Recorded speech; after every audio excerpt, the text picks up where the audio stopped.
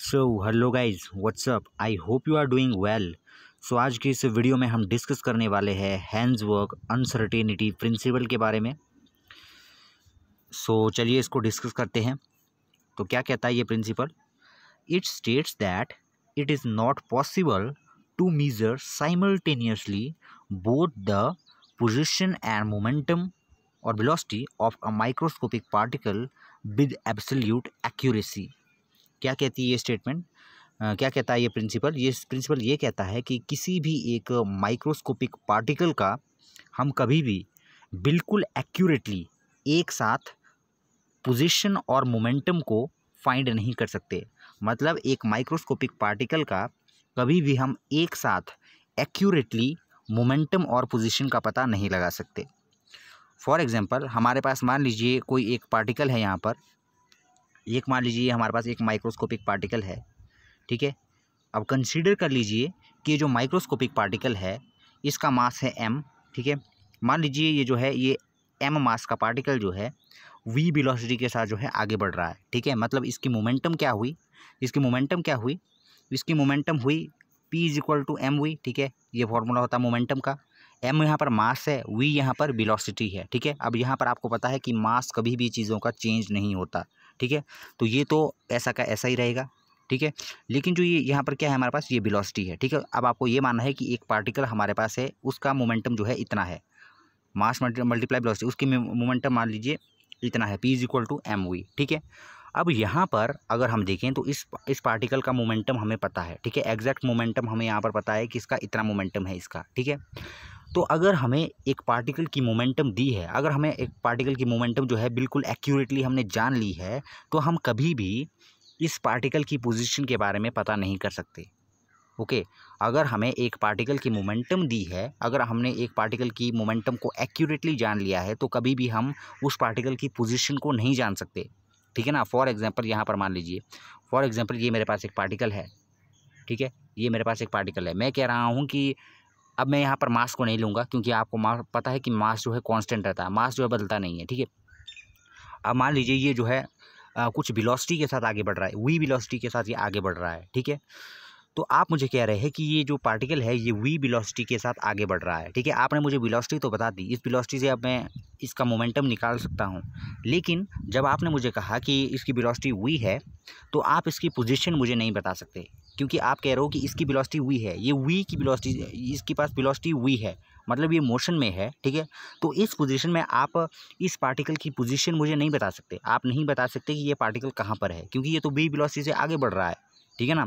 यहाँ पर हमने देखा कि जो हमारे पास, अगर हमारे पास जो है मोमेंटम दिया है, ठीक है, अगर हमारे पास वेलोसिटी दी है, तो कभी भी अगर हमने जो है वेलोसिटी या मोमेंटम को एक्यूरेटली जान लिया है, तो हम कभी भी जो है उस पार्टिकल के एग्जैक्ट पोजीशन को कभी भी फाइंड नहीं कर सकते। और वाइस वर्सा कैसे? यहाँ पर देखिए, फॉर एग्जांपल अब दूसरा केस हम लेते हैं। फॉर एग्जांपल हमारे पास एक पार्टिकल है, हमें इसकी पोजीशन का पता है, हमें पता है कि ये इस पोजीशन पर बैठा हुआ है, ठीक है ना।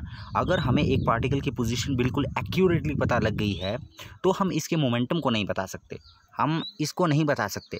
m तो हमें पता है, मास जो होगा इसका, ठीक है।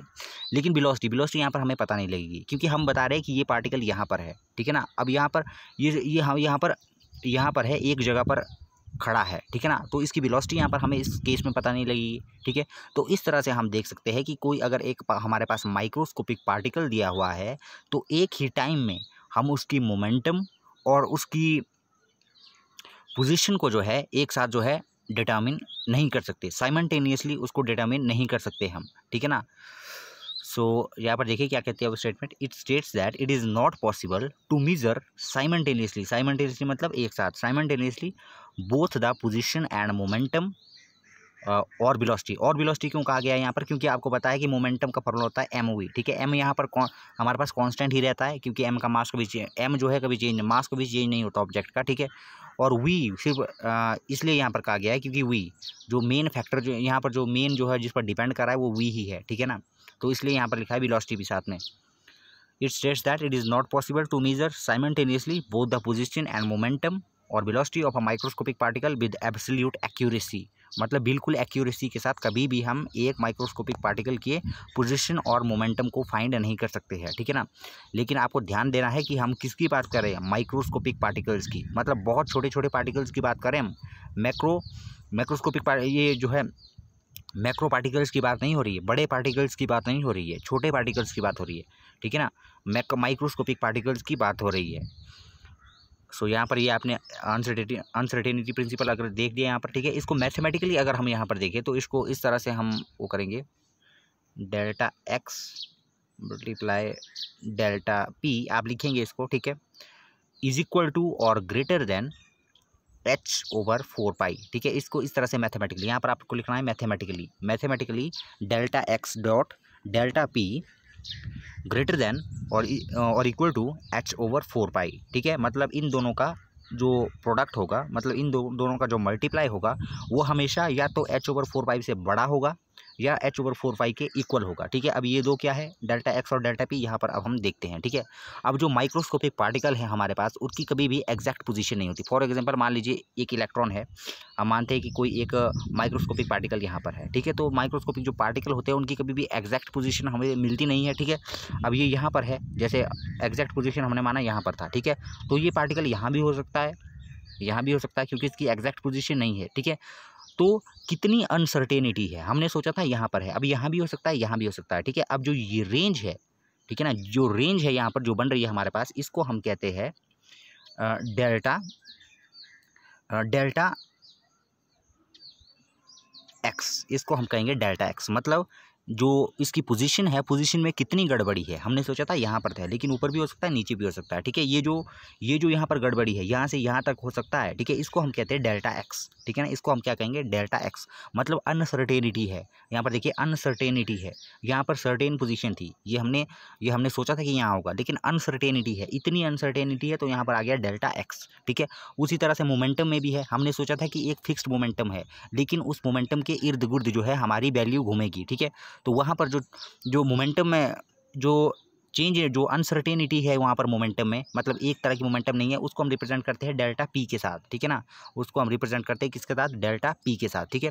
तो यहाँ पर अब आपको ध्यान से देखना है, delta x delta p is equal to और ग्रेटर देन h/4 पाई, ठीक है, h/4 पाई। अब मान लीजिए एक पार्टिकल हमारे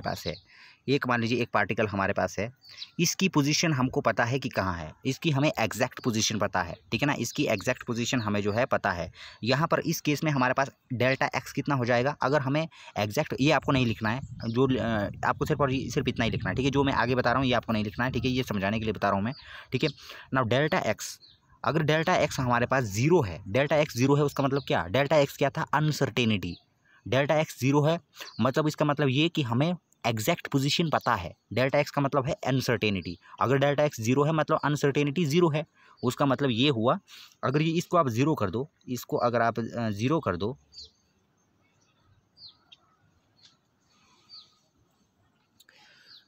इसको थोड़ा सा सॉल्व करते हैं हम, ठीक है। इस तरह से delta p is equal to h/4 pi, ठीक है। इसको यहाँ ले जाते हैं लेफ्ट साइड को, तो यहाँ पर क्या हो जाएगा हमारे पास, डेल्टा एक्स, ठीक है, डेल्टा एक्स।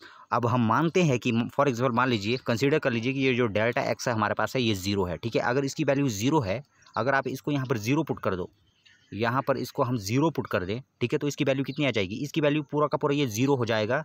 मींस ये डेल्टा पी हमारे पास आ जाएगा, delta p is equal to हो जाएगा zero, delta p is equal to हमारे पास हो जाएगा इनफाइनाइट इसकी वैल्यू हो जाएगी, ठीक है।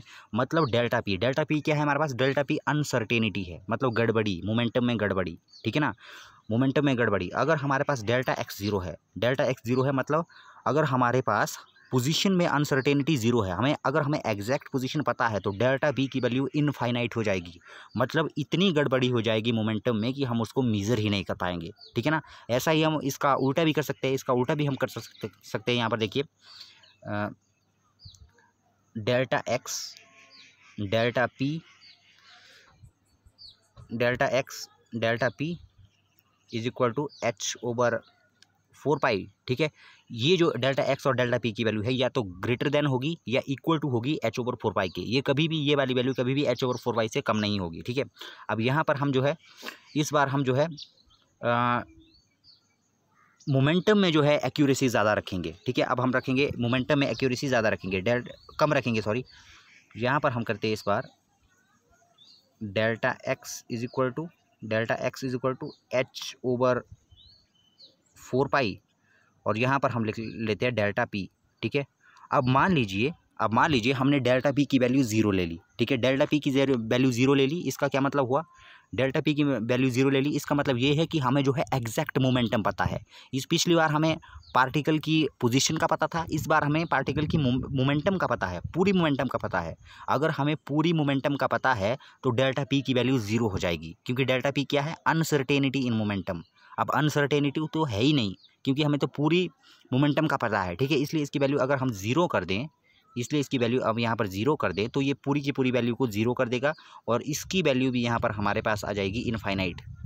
इसकी वैल्यू भी हमारे पास इनफाइनाइट आ गई। मतलब अगर हमें मोमेंटम पता है, मतलब अगर डेल्टा पी अगर 0 हो गया तो डेल्टा एक्स ऑटोमेटिकली इनफाइनाइट हो जाएगा। मतलब अगर हमें माइक्रोस्कोपिक पार्टिकल की मोमेंटम जो है पूरा पता है तो उसकी डेल्टा एक्स मतलब अनसर्टेनिटी इन पोजीशन, तो उसकी पोजीशन में इतनी अनसर्टेनिटी होगी कि हम उसकी पोजीशन को कभी फाइंड ही नहीं कर पाएंगे। अगर हमें उसकी एग्जैक्ट मोमेंटम जो है फाइंड हो जाती है तो हम कभी भी उसकी जो पोजीशन है उसको फाइंड नहीं कर पाएंगे, ठीक है। तो ये जितना भी मैंने आपको यहाँ पर समझाया, तो यहाँ पर 2 लाइन में यहाँ पर इसको बताया गया है, तो इसको आप नोट कर लो, ठीक है। एक बात और, यहाँ पर इसको आपको डेल्टा एक्स लिखना है, डेल्टा स्मॉल एक्स, ठीक है, इस तरह से। और यहाँ पर भी आपको लिखना है डेल्टा पी, ठीक है। इसको नोट कर लो, जो मैंने यहाँ पर लिखा है वो मैंने अब ये समझा दिया आपको, ठीक है। If delta X is small, अगर डेल्टा एक्स की वैल्यू हमारे पास स्मॉल होगी, the position of the particle is measured accurately, ठीक है। अब ये देखिए, ये मैंने बता दिया आपको, delta p would be large, that is there would be large uncertainty in its momentum. मतलब जितनी, अगर इसकी वैल्यू लार्ज है, डेल्टा एक्स की वैल्यू लार्ज है, तो उसका मतलब ये कि पोजीशन में अनसर्टेनिटी ज़्यादा है, ठीक है। डेल्टा पी की वैल्यू अगर लार्ज है हमारे पास, तो इसका मतलब ये कि मोमेंटम में जो है हमारे पास अनसर्टेनिटी ज़्यादा है, ठीक है। इसको पहले आप नोट कर लो, ये आपको डेल्टा एक्स और डेल्टा पी करना है। यहाँ पर ये थोड़े गलत साइन लग गए हैं, ठीक है, इसको आप नोट कर लो, इसको भी नोट करना है। और साथ में जो एक लाइन और है नीचे, इसको भी हमें नोट करना है, ठीक है, इसको भी नोट कर लीजिए। यहाँ पर भी आपको डेल्टा पी करना है, इसको यहाँ पर डेल्टा पी करना है, डेल्टा पी, ठीक है। यहाँ पर आपको करना है डेल्टा एक्स, डेल्टा पी और डेल्टा एक्स, ठीक है। If delta p is small, the momentum of the particle is measured more accurately, ठीक है। ये मैंने आपको पूरा बता दिया, वैसे ये मैंने पूरा समझा दिया आपको। ऊपर जो मैंने ऊपर बताया वही है, इसको आप ध्यान से देखोगे तो आपको ईजिली जो है समझ में आ जाएगा, ठीक है। तो हमने देखा कि हाइजेनबर्ग अनसर्टेनिटी प्रिंसिपल हमें क्या कहता है, ये कहता है कि जो माइक्रोस्कोपिक पार्टिकल होते हैं हमारे पास, हम कभी भी एक दिए हुए टाइम में जो है कभी भी एक साथ जो है किसी भी माइक्रोस्कोपिक पार्टिकल की मोमेंटम और पोजीशन का एक्यूरेटली पता नहीं लगा सकते, ठीक है। नेक्स्ट हम आ जाते हैं इसके सिग्निफिकेंस पर, कि इसका सिग्निफिकेंस क्या है इस अनसर्टेनिटी प्रिंसिपल का, ठीक है। अनसर्टेनिटी प्रिंसिपल का हमारे पास प्रिंसिपल क्या है, तो अब याद कीजिए, जो बोहर का जो एटॉमिक मॉडल था, वहाँ पर बोहर ने कहा था, अब जो बोहर का मॉडल था वो रिजेक्ट हो गया था, क्योंकि उसमें काफ़ी ज़्यादा लिमिटेशन जो है आगे पाई गई, ठीक है। तो उस बोहर ने क्या कहा था, बोहर ने ये कहा था कि जो हमारे पास बीच में न्यूक्लियस होता है और उसके चारों ओर क्या घूमते हैं, इलेक्ट्रॉन घूमते हैं, ठीक है। अब बोहर ने जो है फिक्स्ड हमारे को जो है बिल्कुल फार्मूला दिए थे, बोहर ने फार्मूले दिए थे कि रेडियस अगर आपको निकालनी है एटम की तो आप ये फार्मूला लगा लीजिए, ठीक है। अगर आपको पोजीशन निकालनी है किसी भी इलेक्ट्रॉन की कि कहाँ पर है, तो ये फार्मूला लगा दीजिए, ठीक है। मतलब सारे के सारे फार्मूले जो है हमारे पास जो है बोहर ने दिए हुए थे, ठीक है। और बोहर ने ये भी कहा हुआ था कि जो इलेक्ट्रॉन्स होते हैं सर्टेन सेलेक्टेड सर्कुलर पाथ में घूमते हैं। मतलब बोहर ने ये कहा था कि जो इलेक्ट्रॉन घूमते हैं न्यूक्लियस के बाहर सर्कुलर पाथ में घूमते हैं, और उन सर्कुलर पाथ की वैल्यू जो है फिक्स होती है, ठीक है ना। सर्कुलर पाथ, यहाँ देखिए, उसने ये कहा था कि एक फिक्स्ड पोजीशन में ये घूमेंगे, फिक्स पोजीशन में घूमेंगे, ठीक है। अब उसने तो ये अपने यहाँ देखिए, उसने पोजीशन तो उसने बिल्कुल बता दी कि इसी ऑर्बिट में घूमेगा, यहीं पर रहेगा, ठीक है। और वेलोसिटी भी उसने बता दी कि इतनी वेलोसिटी रहेगी, ठीक है। उसके लिए उसने अलग अलग जो है हमारे को फार्मूलाज दिए थे, ठीक है। लेकिन बाद में जब हाइजेनबर्ग अनसर्टेनिटी प्रिंसिपल आया तो इसने हमें ये बताया कि जो ये पार्टिकल है, हम कभी भी जो है इसकी एग्जैक्ट पोजीशन और मोमेंटम को एक साथ फाइंड नहीं कर सकते, ठीक है। इसका मतलब ये कि जो इलेक्ट्रॉन होता है वो बिल्कुल एग्जैक्ट इसी ऑर्बिट में नहीं घूमेगा, ठीक है, इसी ऑर्बिट में नहीं घूमेगा। अब इसमें इसकी प्रोबेबिलिटी होगी, अभी ये जो है इसकी इधर उधर होने की प्रोबेबिलिटी हो सकती है, ठीक है, मतलब इस तरह से। अब जो इलेक्ट्रॉन है वो यहाँ से लेके यहाँ तक कहीं भी हो सकता है, ठीक है ना, मतलब इस तरह से उसने कहा कि जो यहाँ से जो है प्रोबेबिलिटी वाला कॉन्सेप्ट आगे आएगा, ठीक है, ये हम आगे देखेंगे जब ऑर्बिटल वाले कॉन्सेप्ट पर हम आएंगे, ठीक है। आपको बस इतना याद रखना है कि जो अनसर्टेनिटी प्रिंसिपल होता है, इसने जो है बोहर का जो ऑर्बिट वाला कॉन्सेप्ट था इसको जो है उसने फेल कर दिया, ठीक है ना, इसको उसने फेल कर दिया था। यहाँ देखिए, it rules of the well defined circular path orbit proposed by Bohr, ठीक है, since for a subatomic particle like an electron it is not possible to simultaneously determine the position and velocity at a moment, ठीक है, accurately, therefore it is not possible to accept the concept of orbital। क्योंकि हम कभी भी एक microscopic particle, अब electron Bohr ने electron के ऊपर दिया था ना, क्योंकि इलेक्ट्रॉन भी एक माइक्रोस्कोपिक पार्टिकल है तो उसकी भी मोमेंटम और पोजीशन को हम कभी भी एक्यूरेटली जो है एक साथ जो है मेजर नहीं कर सकते, ठीक है। तो यहाँ से जो है ऑर्बिट वाला जो कॉन्सेप्ट हो जाता है बोहर का, वो जो है वहाँ पर यहाँ पर फेल हो जाता है, ठीक है। पहला जो सिग्निफिकेंस है, तो पहला सिग्निफिकेंस तो इसका यही है, ठीक है, कि इसने बोहर के मॉडल को जो है फेल कर दिया, मतलब इसने एग्जैक्ट इन्फॉर्मेशन दी हमें, ठीक है। पहले हम बोहर वाला वो करे थे, लेकिन इसने एग्जैक्ट इन्फॉर्मेशन दी, ठीक है। यहाँ पर नेक्स्ट देखिए, अनसर्टेन, पहले इसका स्क्रीनशॉट ले लीजिए, यहाँ तक इसका स्क्रीनशॉट यहाँ तक ले लीजिए, फिर सेकंड स्क्रीनशॉट आपको पूरा कर लेना है यहाँ तक, ठीक है। अब देखिए यहाँ पर कहाँ थे हम, it is not possible to accept the concept of orbitals. Next अब चलते हैं यहाँ पर, देखिए uncertainty principle is the fundamental limitation of nature, ये जो है नेचर की फंडामेंटल लिमिटेशन है, ठीक है। This principle clear that we can not design an experiment to obtain an accurate value of both the position and momentum of microscopic particle. इस uncertainty principle ने हमें ये बताया कि हम कभी भी एक ऐसे एक्सपेरिमेंट को डिज़ाइन कर ही नहीं सकते जिसमें कि हम एक्यूरेटली किसी एक पार्टिकल की मोमेंटम और उसकी पोजीशन का पता लगा सके, ठीक है। इस तरह के एक्सपेरिमेंट को परफॉर्म कर पाना इम्पॉसिबल है, ठीक है ना, इसने बिल्कुल ये प्रूव कर दिया अनसर्टेनिटी प्रिंसिपल ने, ठीक है। नेक्स्ट एक और बात ये आती है कि जो ये डेली लाइफ में इस अनसर्टेनिटी प्रिंसिपल का हमारा क्या सिग्निफिकेंस है हमारी लाइफ में, ठीक है। तो जो अनसर्टेनिटी प्रिंसिपल है, ये हेजनबर्ग अनसर्टेनिटी प्रिंसिपल, हमारी डेली लाइफ में वैसे इसका कोई सिग्निफिकेंस नहीं है, क्योंकि इसका सिग्निफिकेंस है माइक्रोस्कोपिक पार्टिकल्स के ऊपर, ठीक है। अब जो हम जो है सराउंडिंग में जितनी भी चीज़ें देखते हैं वो सारी मैक्रोस्कोपिक है, वो बड़ी चीज़ें हैं, ठीक है, वो बड़ी चीज़ें हैं, उनकी पोजीशन और वेलोसिटी को हम इजीली जो है फाइंड कर सकते हैं, ठीक है। जो बड़ी चीज़ें हैं उनकी पोजीशन और वेलोसिटी को तो हम इजीली फाइंड कर सकते हैं, लेकिन जो माइक्रोस्कोपिक पार्टिकल होते हैं उनकी पोजीशन और मोमेंटम को हम एक साथ फाइंड नहीं कर सकते, ठीक है। बड़ी, अब जैसे देखिए जो बड़े ऑब्जेक्ट है उनकी पोजीशन और मोमेंटम को हम इजीली फाइंड कर सकते हैं, ठीक है। तो ये था हेजनबर्ग अनसर्टेनिटी प्रिंसिपल। इसमें हमने देखा कि हेजनबर्ग अनसर्टेनिटी प्रिंसिपल है क्या और इसकी एप्लीकेशंस क्या है। आई hope you enjoyed the video. मिलते हैं नेक्स्ट वीडियो में, तब तक के लिए गुड बाय।